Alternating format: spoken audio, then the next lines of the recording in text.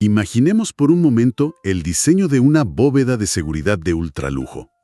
Ajá, de esas que parecen impenetrables. Exacto.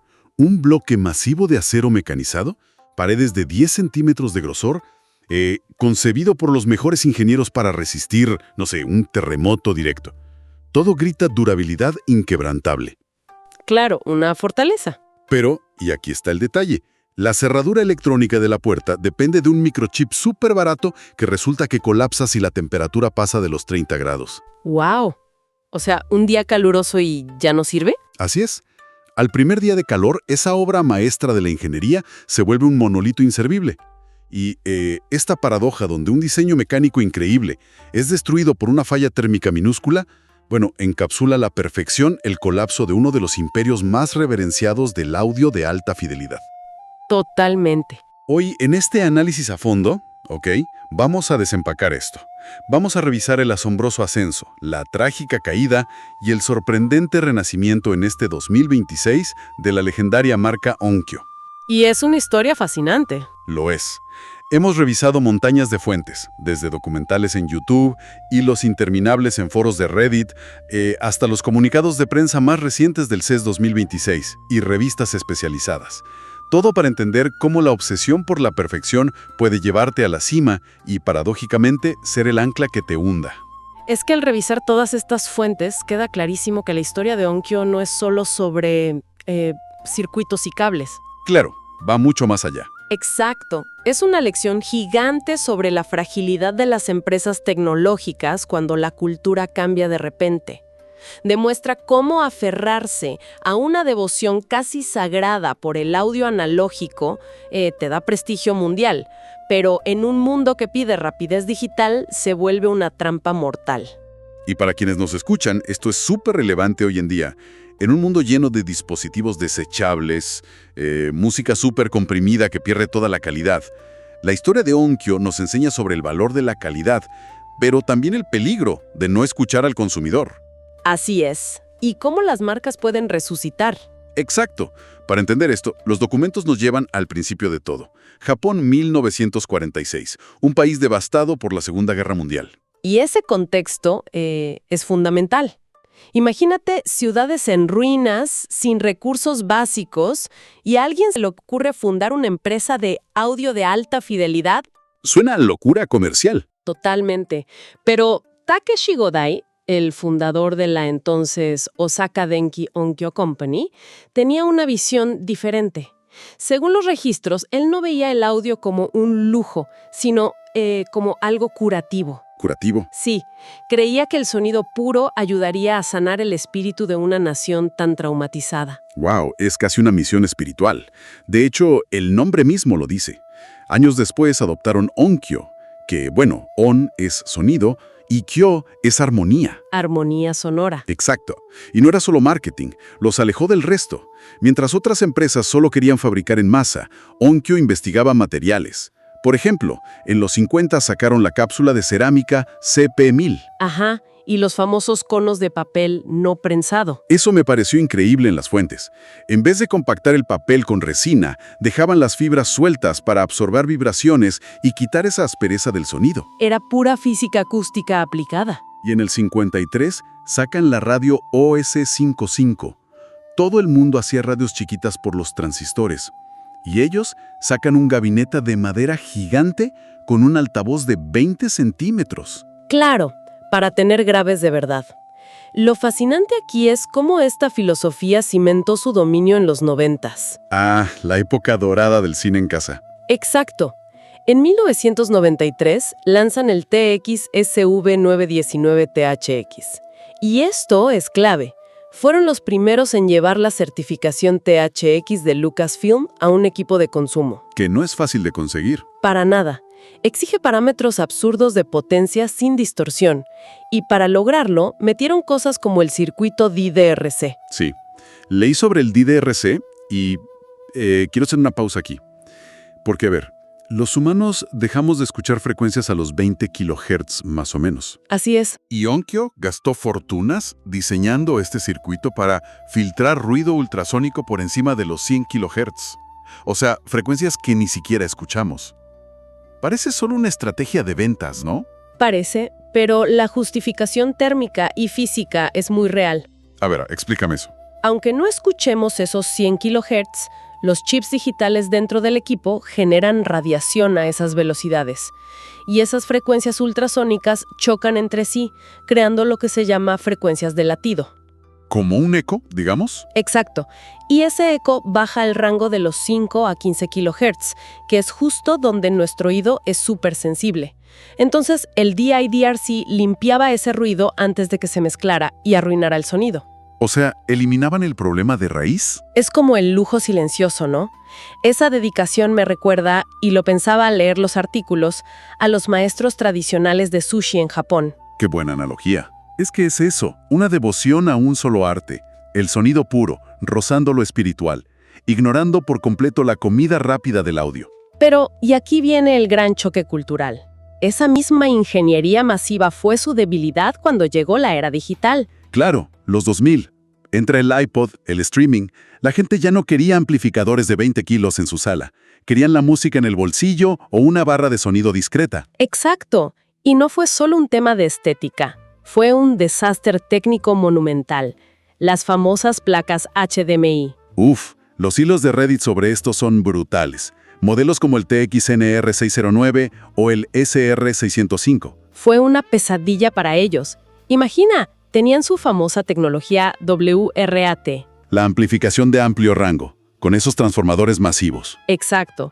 Eso genera un calor enorme. Es fuerza bruta pura.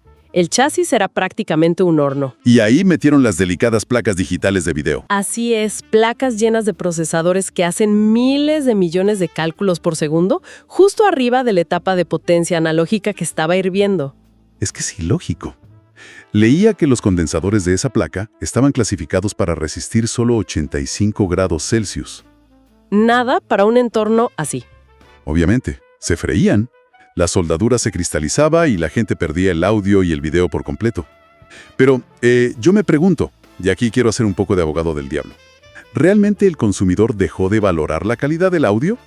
¿O fue simplemente que Onkyo fracasó rotundamente en hacer que esa calidad fuera fiable? Esa es la gran ironía de toda esta historia. A ver. Onkyo era famosa mundialmente por controlar la distorsión y manejar corrientes masivas. Y su reputación colapsa por no saber manejar el calor de una simple plaquita digital. Es que es increíble. No fue que la gente ya no quisiera buen sonido, es que la tolerancia a la falta de fiabilidad es cero. Si estás viendo una película y se corta la señal, no te importa que tenga la mejor acústica del mundo. Claro, te frustras. Y para colmo, aunque Onkyo los arreglaba gratis, los usuarios tenían que pagar unos $40 de envío. Por un equipo pesadísimo. Exacto. Y a veces la reparación solo duraba unos meses porque les ponían la misma placa en el mismo chasis caliente. Esto obviamente destruyó la confianza de la marca y los dejó sin el flujo de caja necesario para lo que venía. Y aquí es donde se pone realmente interesante, porque las malas decisiones se acumulan. En 2015, desesperados, deciden comprar la división electrónica de Pioneer. Que en papel quizás sonaba una forma de ganar escala. Sí, pero en la realidad solo trajo duplicidad. Competían contra sí mismos con productos redundantes, gastando más dinero. Es como, imagina un enorme acorazado de lujo. Ok. Intentando maniobrar en un río súper estrecho y alrededor tiene cientos de lanchas rápidas, que son los smartphones y el streaming. Iba a encallar sí o sí. Era inevitable.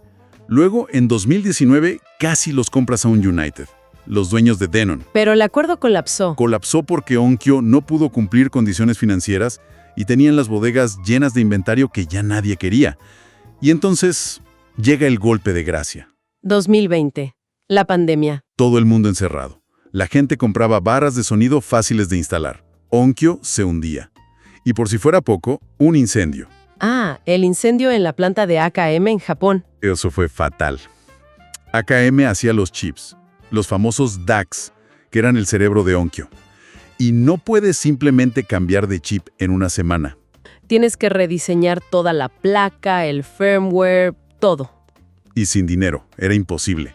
La producción se congeló, hasta que en mayo de 2022 se declara la bancarrota oficial. Es una lección corporativa tremenda. Porque la calidad técnica de Onkyo nunca desapareció. Si tú encendías uno de esos últimos equipos y funcionaba, sonaba increíble. El problema no era el sonido. El problema fue la falta de adaptabilidad. Pasar del hardware masivo al software ágil es clave. Ignorar las condiciones del mercado tecnológico moderno es literalmente una sentencia de muerte. Pero, y esto es lo fascinante, la historia no termina ahí. La corporación en Osaka murió, sí, pero el prestigio del nombre Onkyo, esa marca, era demasiado valioso. Demasiado para dejarlo morir. Y esto nos lleva al rescate. Premium Audio Company, una subsidiaria de Vox, se alía con Sharp y compran la marca por unos $30.8 millones. Una ganga, si lo piensas, por el peso histórico del nombre. Totalmente. Pero lo importante es cómo reestructuraron todo el modelo. Dividieron tareas. Que es justo lo que necesitaban. Sharp se encarga de fabricar en Malasia. Y Sharp sabe cómo fabricar a gran escala con confiabilidad. Aislando los componentes, resolviendo por fin el trauma del calor en el HDMI. IPAC maneja el marketing. Pero la magia se quedó en Japón, ¿no? Sí, mantuvieron a 59 de los ingenieros originales en un nuevo centro tecnológico en Osaka. Para mantener el alma de la marca. Exacto. El arte de la acústica sigue ahí. Y los resultados se vieron en el CES 2026. Tienen nueva imagen, un logo retro basado en el del 77. Muy elegante. Sí. Y anunciaron la nueva Icon Series, el modelo P80, el M80 y un amplificador integrado, el A50, por $1,599. Ya viene con corrección de sala Direct Live. Y en verano sale la serie Muse. Exacto. Entonces, ¿qué significa todo esto? ¿Será suficiente un diseño bonito con paneles de aluminio de 5 milímetros y software avanzado para convencer a sus usuarios de Reddit que juraron nunca más comprar Onkyo? Si conectamos esto con el panorama general, creo que la nueva Onkyo por fin entendió el equilibrio. ¿En qué sentido? Siguen entregando la topología de amplificación purista. Por ejemplo, mantienen el circuito Inverted Darlington, que es increíble para entregar corriente rápida a los graves sin distorsión. El músculo analógico puro. Exacto. Mantienen ese músculo, pero le ceden la fabricación a un gigante como Sharp. Control de calidad riguroso. Y le suman tecnología del futuro. Para 2027 anunciaron el procesador PRZ91 de 15 canales preparado con Dirac-AR. Que eso ya es otro nivel de corrección acústica. Active Room Treatment. Sí, eso me dejó pensando. Bueno, resumiendo este viaje de Onkyo, es increíble cómo ninguna marca, por más legendaria que sea, es demasiado grande para caer si ignora la evolución cultural. Y cómo un modelo de negocio inteligente puede salvar 80 años de historia. Así es. Pero, y quiero dejar a quienes nos escuchan con esta última reflexión. Viendo cómo avanza el software impulsado por inteligencia artificial, como este Dirac-AR, Ajá. que literalmente usa tus propios altavoces para cancelar ecos y arreglar la física de tu sala, llegará el día en que la obsesión por los componentes físicos puros, eso que definió a Onkyo, sea completamente irrelevante. Es una excelente pregunta. O sea, ¿qué pasa si un algoritmo puede hacer que cualquier altavoz barato suene como si estuviéramos en una sala de conciertos en vivo? ¿Cuál será entonces el futuro del hardware? Cambiaría toda la industria. Totalmente. Un horizonte fascinante para pensar. Gracias por acompañarnos en este análisis a fondo. Nos escuchamos en la próxima inmersión.